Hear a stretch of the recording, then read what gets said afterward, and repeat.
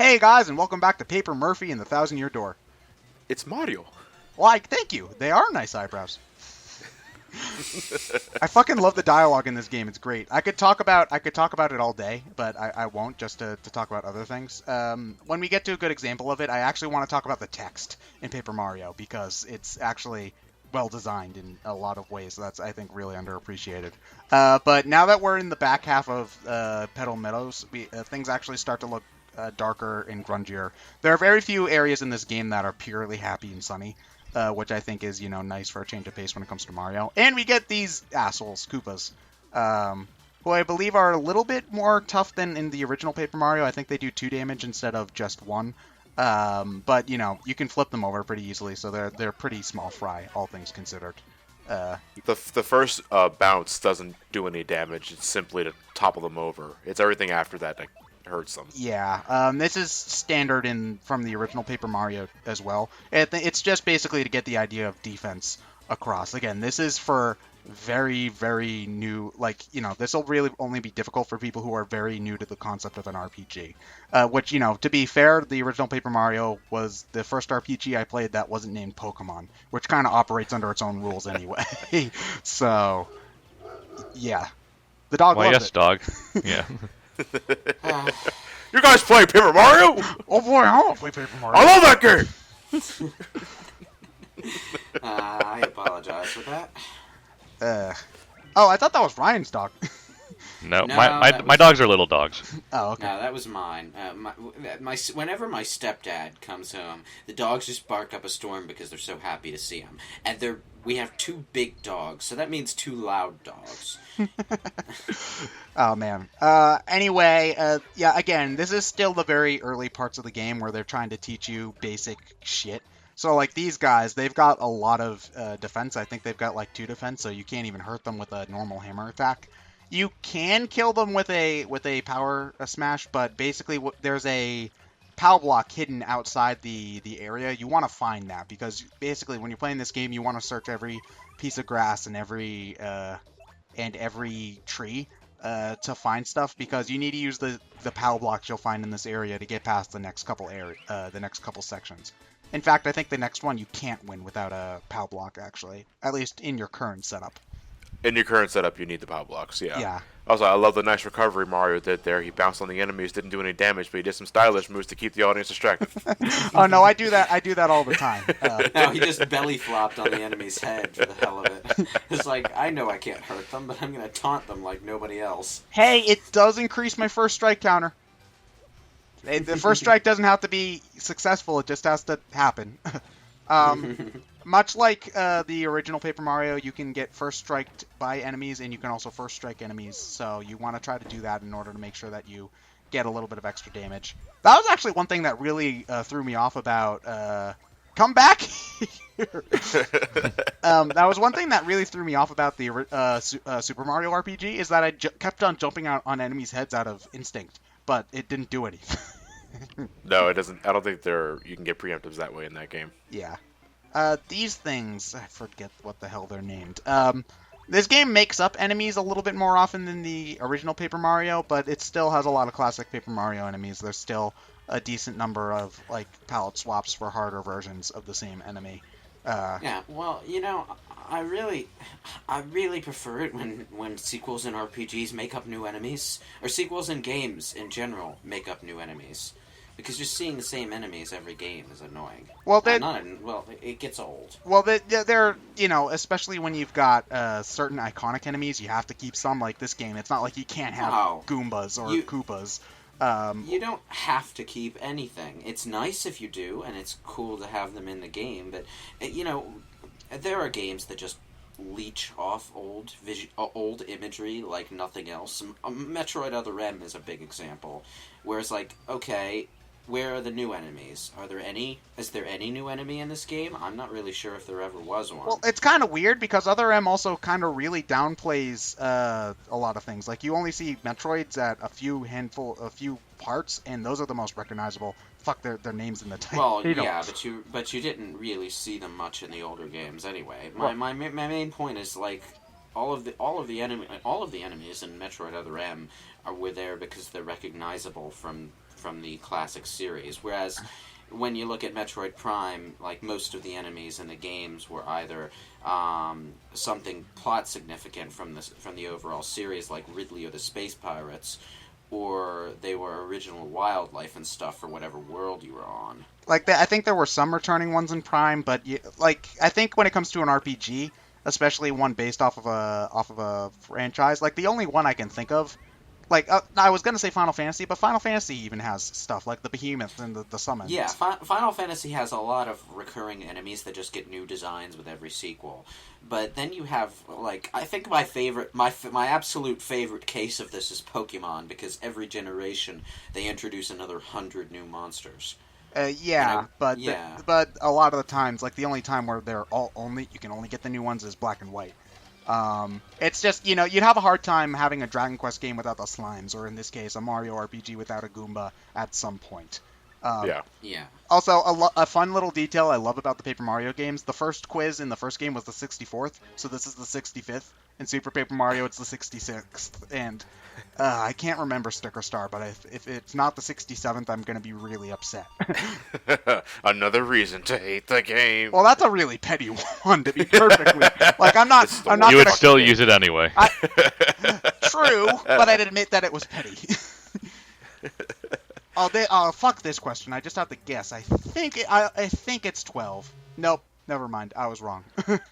Wait, the shopkeep's name is Mr. Softener? No, Mr. Softener's an item that you use to down the enemy's defense. But to be honest, enemies with defense are very rare in Paper Mario. You see, I thought that was a really, really subtle shit joke, because I'm thinking Mr. Softener, if he's a shopkeep, then he's most likely a toadstool.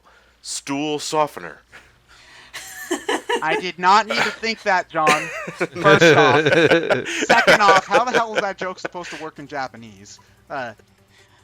Well, Japan does make puns with English words sometimes, too. They just have to be English words that they'll assume most people will recognize.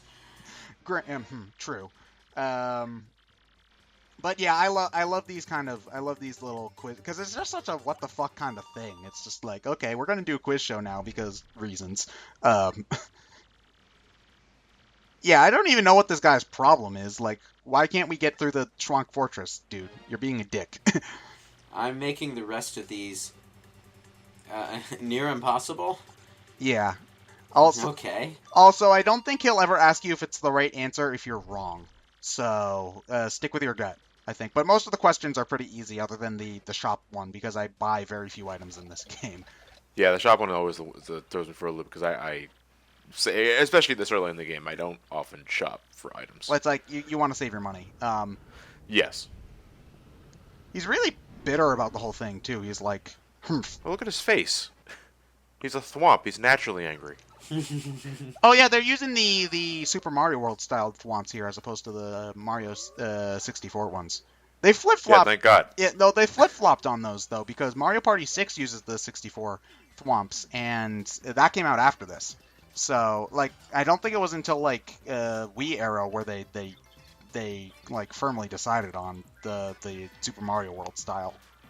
Well, I'm glad they went back to the old design. I never liked the 64 thwomps. Well, they were simpler to process, John. Yeah, but too simple. Too simple. Blue square, boring. Where's the Motzi? There's some Motzi, or a fuzzy. That kind of rhymes with Motzi. It ends with a Y. So, are we going to spend 5 minutes on the anatomical impossibility of a Goomba flipping pages? How? Okay, John, have you ever played Mario Baseball? No, but I think I see where you're going. The Goomba has the bat. It just floats there. It's like he's Homestar Runner. So, Goombas are telekinetic. Right, so can a Goomba be a catcher? Yeah, the Goomba, like, if he's in the field, the Goomba just has a glove hanging there. When he's at the plate, the bat's just hanging there. Just, you don't ask questions. Look at how I want to answer, damn it. How'd you turn the page?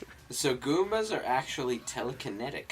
Well, yes. if you wanna get like technical, she might be like holding the book under her chin and balancing it with her foot, and then kind of like tilting Well, you it know, somewhat to turn the page. I'm just picturing one of these days Mario should like try to jump on a Goomba and then suddenly be floating there, and the Goomba's like, "It's no use!" Boom into orbit. Oh shit!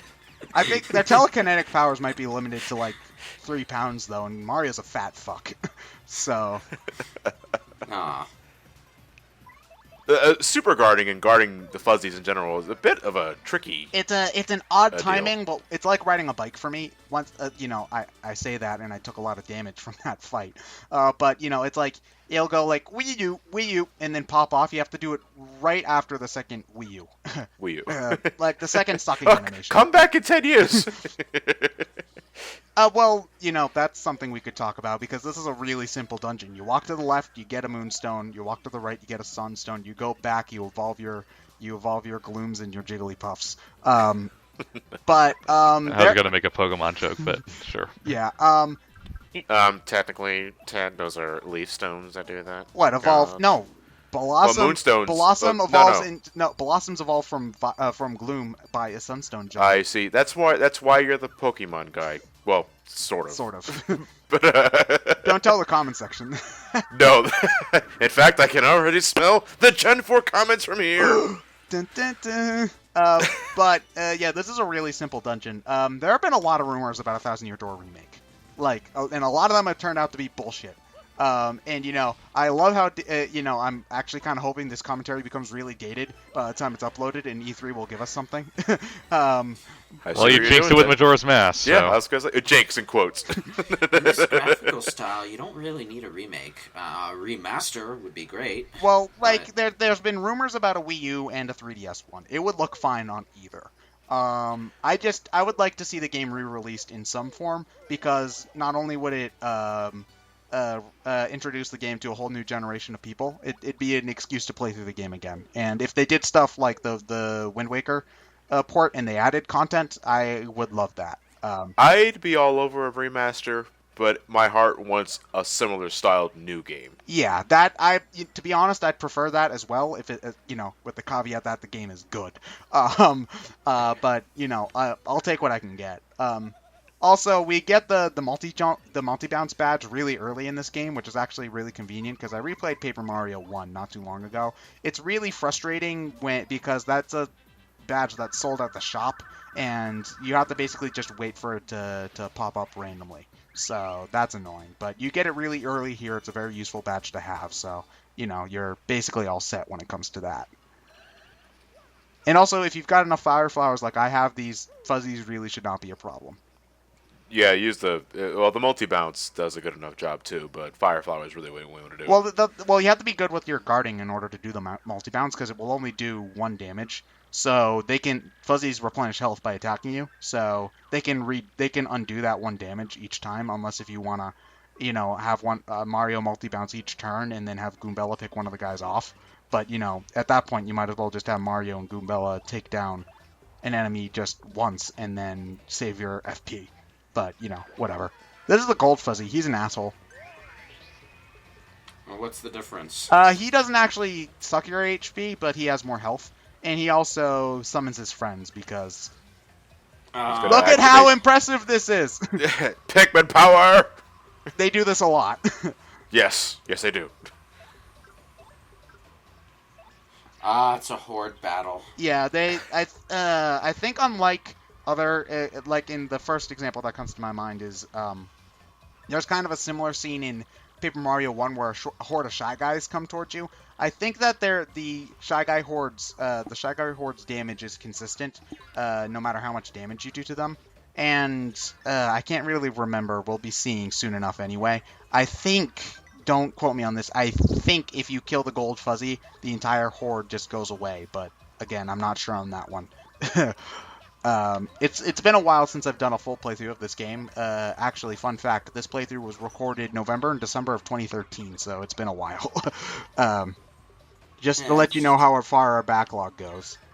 It's just, RPGs that have these turn-based horde battles, usually, the horde is one enemy. Yeah. And it's just like, what's the point then? It also makes no logical sense. Oh yeah, they leave as soon as you kill the gold fuzzy. So, and you get XP for them anyway. So just focus your Yeah, attention on the gold. don't worry on the horde. Yeah. And we'll never see them again until they get recolors in the later chapters. But let's not talk about that. But those are not fuzzies. Well, they are fuzzies, but they're actually I think you fight a fuzzy in the glitch pit. But just one. So, yeah. And also, since this game is backtrack-tastic, I will be cutting past most of the backtracking. So, Hooray. yeah, that's one thing. I don't personally think it's too much of a problem because I like a more detailed, smaller world as opposed to a bigger world that, has less in it. But there is a lot of backtracking in Thousand Year Door, and you're going to have to be prepared for that. A lot of left and right movement, yeah. As long as it's not Dragon Age 2 with nothing new to experience, then fine. Is Dragon Age 2 the same, world map as the first? Dragon Age 2 takes place in and around one city. Oh. Ooh. Yeah.